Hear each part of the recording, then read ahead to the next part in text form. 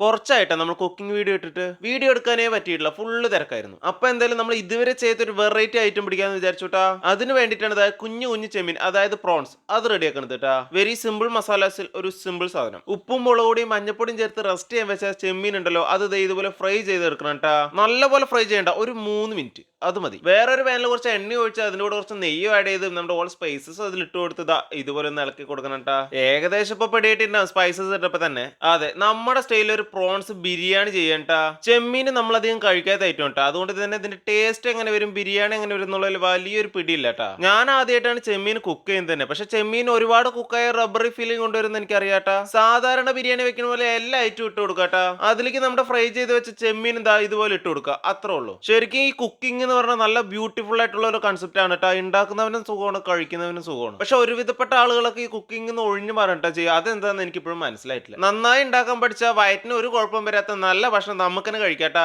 അങ്ങനെ on taste build ചെയ്ത teams ആണ് ട്ടോ ഇപ്പൊ പുതിയ പുതിയ സ്റ്റാർട്ടപ്പുകൾ ചെയ്യണത്. എന്റെ ഫുഡാണ് ഒതന്റിക് അല്ലെങ്കിൽ അവന്റെ ഫുഡാണ് ഒതന്റിക് എന്ന് അവകാശപ്പെടാൻ ഒരാൾക്ക് ശരിക്കും പറ്റില്ല കേട്ടാ. എല്ലാവരും ബിൽഡ് ചെയ്ത് അവന്റെ ഓൺ ടേസ്റ്റ് ആണ്. ഓരോ ആളുകൾക്ക് ഓരോ ടേസ്റ്റ് കോമ്പിനേഷൻ ആണ് കേട്ടാ. ചിലവർക്ക് ഓവർ സ്പൈസ് വേണമായിരിക്കും, ചിലർക്ക് സ്പൈസ് കുറവ് മതിയായിരിക്കും, ചിലർക്ക് നല്ല മൈൽഡ് ഫ്ലേവർ മതിയായിരിക്കും. ഇതിപ്പോ രണ്ടുപേരും ഒരേ ഫുഡ് കഴിച്ചാൽ അവർക്ക് രണ്ട് ടേസ്റ്റ് ആയിരിക്കും ട്ടാ.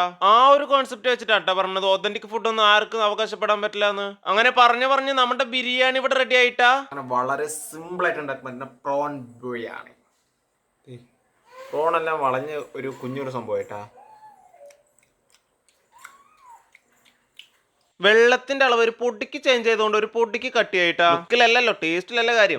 ഇങ്ങനെ എടുത്ത് കഴിച്ചു നോക്കിയപ്പോ ബിരിയാണി കൊള്ളാട്ടാ. ഞാൻ ആദ്യമായിട്ടാണ് പ്രോൺ ബിരിയാണി കഴിക്കണത് കേട്ടാ. നമ്മൾ ഉണ്ടാക്കിയതുകൊണ്ട് ഹൈപ്പ് അടിച്ച് കയറ്റിയതല്ലാട്ടാ, ശരിക്കും പ്രോൺ ബിരിയാണി കൊള്ളാം. സംഭവം കൊള്ളാട്ടാ. പ്രോണൊക്കെ പ്രോപ്പർ വേവാണ്. നമ്മൾ ആദ്യം ഹാഫ് കുക്ക് ചെയ്തുകൊണ്ടും ഇപ്പോൾ ഓവർ കുക്ക് ആകത്തുകൊണ്ടും പ്രോണിൻ്റെ ഒരു ഇതുണ്ട്. പിന്നെ റൈസ് മാത്രം ഇത്തിരി ഇങ്ങനെ ആയിപ്പോയി, കാരണം ഇതിൽ നമ്മൾ കുറേ പ്രിസർവേറ്റീവ്സ് ചേർത്തിട്ടില്ല. അപ്പൊ എന്തായാലും നിങ്ങൾ ഇതുപോലെ ഒന്ന് ട്രൈ ചെയ്ത് നോക്കിയിട്ട് ഉറപ്പായിട്ട് അഭിപ്രായം കമന്റ് ചെയ്യട്ടെ. നമ്മുടെ വീഡിയോ ആദ്യമായിട്ട് കാണുന്നുണ്ടെങ്കിൽ ഉറപ്പായിട്ടും ചാനൽ ലൈക്ക് ചെയ്യുക, ഷെയർ ചെയ്യുക, കമന്റ് ചെയ്യുക. അപ്പൊ അടുത്ത വീഡിയോ ആയിട്ട് കാണാം. അതുവരെയും ടാറ്റാ ബൈ ബൈ.